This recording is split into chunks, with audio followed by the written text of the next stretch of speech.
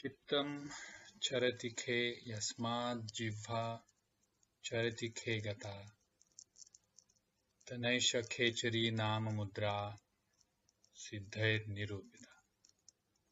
This famous line from Hatapradipika talks about the Khechari as a mudra.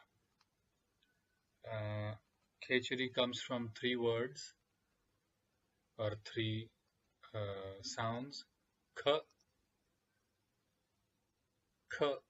indicates space. Chara means to roam about, and the end, the suffix e of the Khechari indicates the feminine gender or feminine nature. So Khechari is basically feminine in gender, and in that sense Khechari denotes two things: the tongue and Shakti, the Kundalini, that is the main premise of Shakti Chalana in Tantra.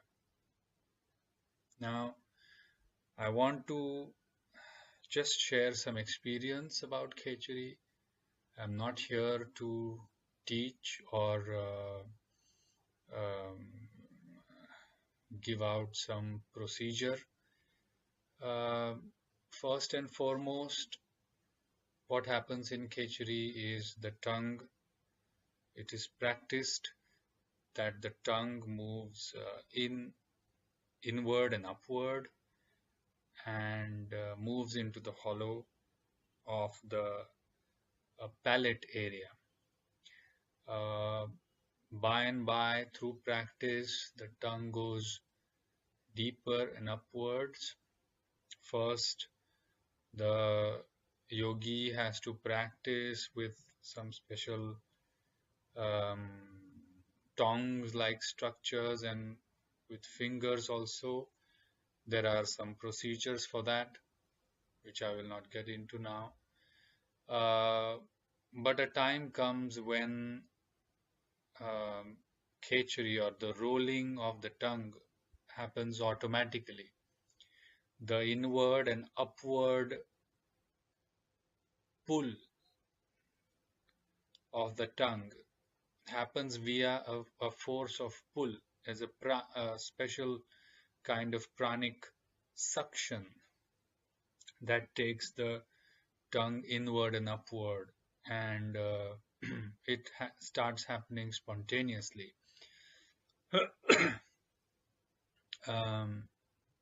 Also, we need to know that the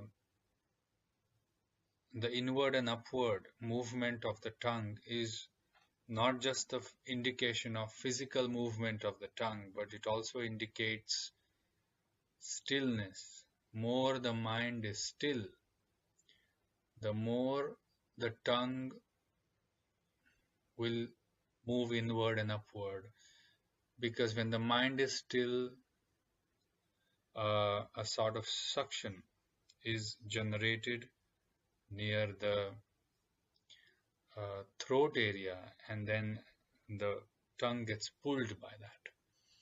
Over time, this suction develops and the tongue is pulled back, and then for some time, for several weeks or months, the tongue will feel like a leech. A leech sticks to a certain substratum, and the upper part of the leech moves around like this.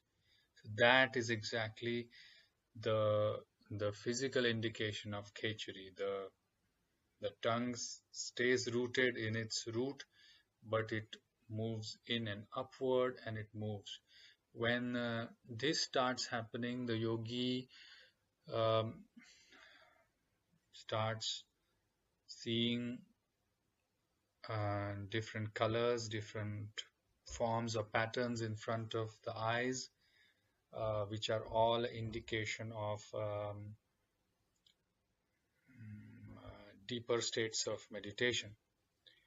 Also, what will happen is that the yogi will start tasting different types of tastes. Around six tastes will be sensed by the yogis, and that may go on for many, many weeks or even months. Um, even though you have not eaten anything, you'll feel the tastes. You can taste different tastes, and then a time comes finally when all the tastes will settle down. The different tastes will not be sensed by the yogi, and then finally the taste that is sensed is initially like a salty honey, and then later it settles down to beautifully sweet taste, um, like honey. Um, and also the consistency that you can feel is that of a nice liquid honey. Yes, the eyes are closed, and the yogi in a deeper state of Khechari can see the colors of the tanmatras, can taste various tastes which ultimately settle down to a sweet honey like taste, and also can feel the consistency of the amrita, as they call it. If somebody wants to go into a Khechari sadhana, then it is very, very important that the mind and the body is used to stillness. The yogi should be able to be still completely for a long time. We are talking about a considerable amount of time, maybe 1.5, 2 hours. It also depends on what kind of mind and what kind of evolution you bring to the practice. But steadiness is the key to Khechari sadhana. Also, it would be very, very helpful for the yogi if the yogi is in a state of mauna during the practice of Khechari sadhana.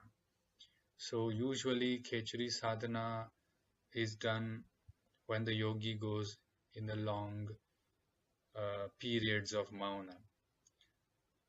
As far as possible, there is no speech.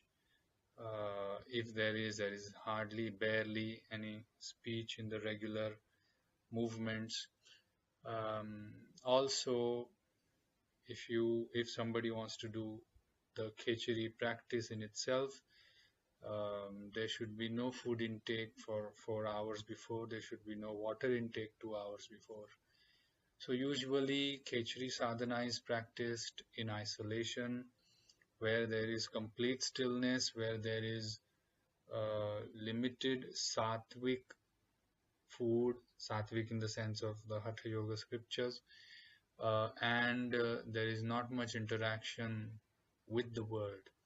So the whole idea is to first bring your body to stillness and then practice the Khechari. Khechari has a lot to do with how the yogi generates a meditative state, and the Khechari itself will generate a deeper meditative state.